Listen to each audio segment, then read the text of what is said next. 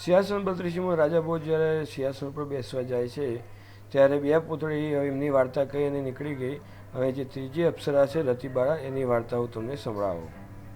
રતિબાળા બોલી, કહે, રાજા ભોજ વીર વિક્રમ રાજમહેલના સુખોની પરવા કર્યા વગર પોતાની પ્રજાના દુઃખનો ખ્યાલ રાખતો હતો. રાતે વેશ પલટો કરી નગરચર્યાએ નીકળતો અને પ્રજાના દુઃખની વાતો સાંભળતો. એક દિવસ વિક્રમ ભિખારીનો વેશ ધારણ કરી પોતાની પ્રજાના હાલ જાણવા નીકળ્યો.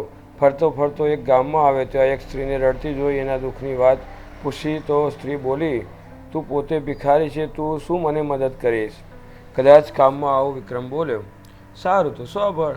આજ સાહુકારની મુદતનો છેલ્લો દિવસ છે અને દેણ અમારાથી ભરાયું નથી.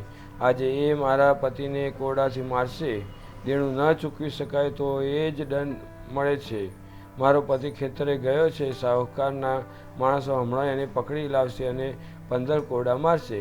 આ સાંભળી વિક્રમ બોલ્યો, તારા પતિના બદલે બીજો કોઈ સજા ન ભોગવી શકે?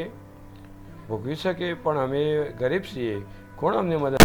તારા પતિના બદલે હું સજા ભોગવીશ? સ્ત્રીને આશ્ચર્ય થયું. તેઓ સાહુકાર પોતાના માણસો સાથે આવ્યો.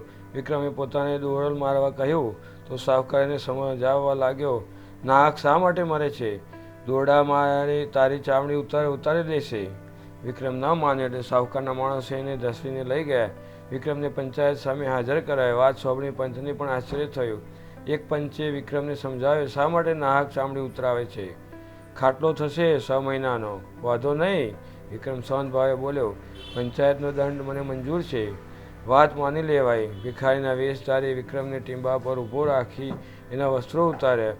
એકાએક ગળામાં પડેલો હીરાનો હાર જોઈ બધા ચોંક્યા. જલ્લાદ ચીસ પાડી ઉઠ્યો, અરે આ ભિખારી તો હીરાનો હાર પહેર્યો છે. પંચ ચોંકી ગયો, સાચે જ હાર હીરાનો હતો. કોણ છે તું? એક પંચે પૂછ્યું. અરે હીરાનો હાર છે ગળામાં, કોરડા મારવાના બદલે હાર વેચી પૈસા વસૂલ કરી લો, બીજો બોલ્યો. વિક્રમે તરત હાર ઉતારીને આપી દીધો. હીરાનો હાર જોઈ બધા ચોંકી ગયા. એ અત્યંત મૂલ્યવાન હતો. પંચ ચકિત થઈ ગયા. બધાના મનમાં એક જ સવાલ હતો, આ હાર ભિખારી પાસે કઈ રીતે આવ્યો? આ હાર તો કોઈ રાજા મહારાજાનો લાગે છે, જરૂર આ ચોરીનો છે. વિક્રમને પૂછપરછ કરવામાં આવી પણ વિક્રમે કોઈ જવાબ ન દીધો એટલે કોટવાળને જાણ કરાઈ. કોટવાળ દોડતો આવ્યો.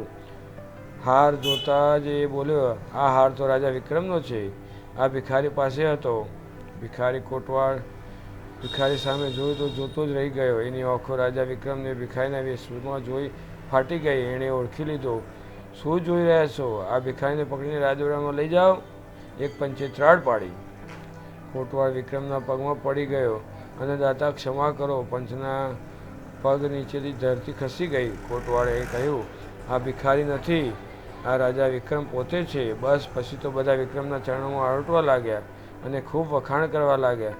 એક ગરીબને માણસને મદદ કરવા અને પંચાયતનું માન રાખવા માટે કોરડા ખાવા પણ રાજા તૈયાર થઈ ગયો.